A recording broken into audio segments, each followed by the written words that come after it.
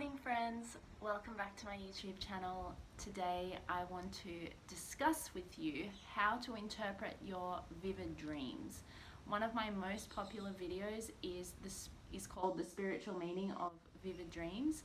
I've had a few questions on that about how to actually interpret them, so I thought instead of doing like a vlog style video, I would go through my steps to interpret your vivid dreams. So the first step is to remember them, and that actually just happens with practice. You just have to keep practicing remembering your dreams every day, and then step 2 is writing them down.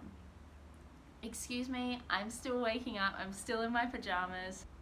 I just felt like this was very important to do directly after I woke up because it's fresh in my mind.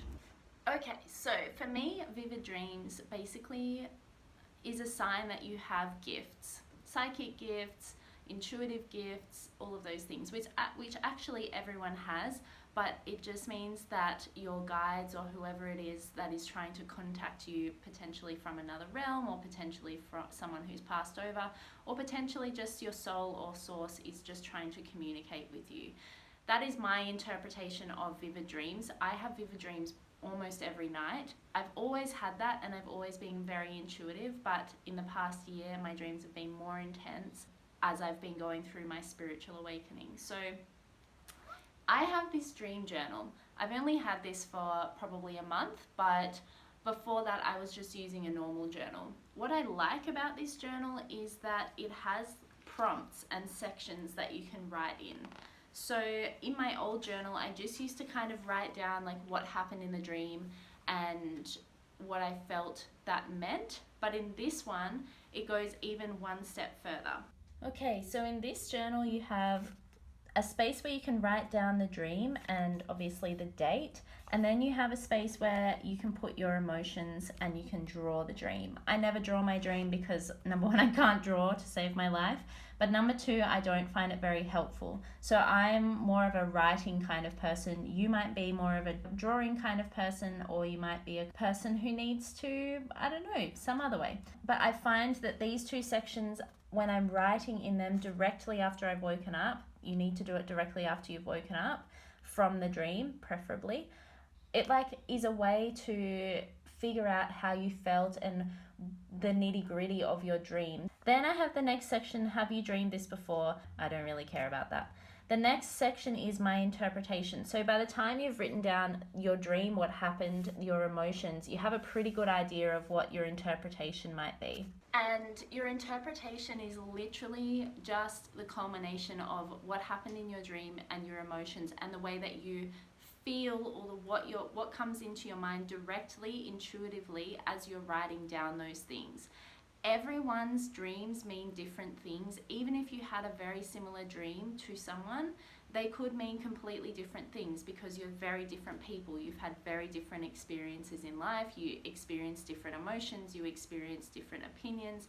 Like, your experience of the world is completely different. So it's fine to go and look up like meanings of dreams, but just take all of them with a grain of salt, because someone else's interpretation of like an aspect of your dream, or your dream in particular, might not be completely accurate to you. It might be accurate to them, but not to you.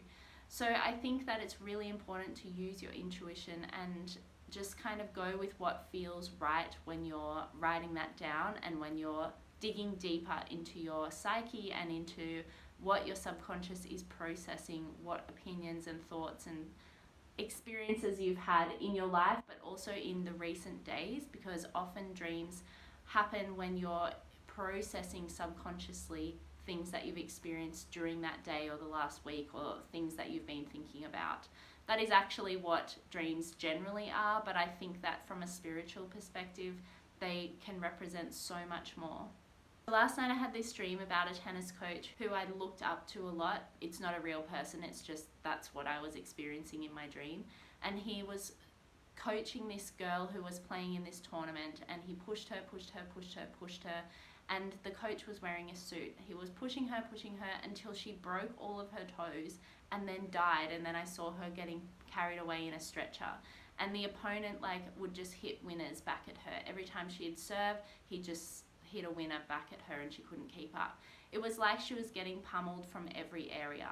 I was not the player, but I was kind of like watching, and for me the interpretation was